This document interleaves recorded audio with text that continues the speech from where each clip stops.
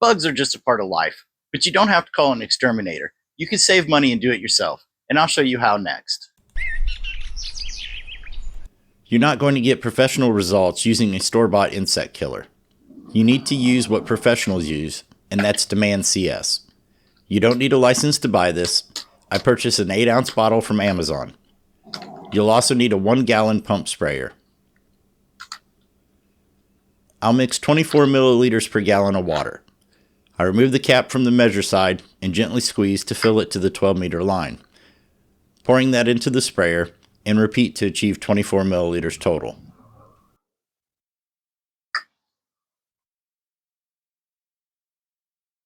I'll then fill the sprayer with water.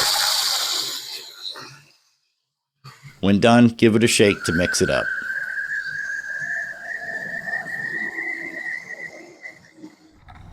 I'll start by spraying the perimeter of our house where the siding meets the foundation, or the bottom 6 inches or so of foundation that meets the ground. I'll spray around doors and windows,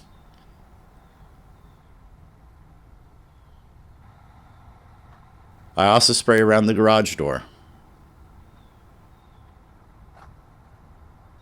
I like to spray around the light fixtures, keep the wasp out. Also, I'll spray around any utility boxes where they enter our house.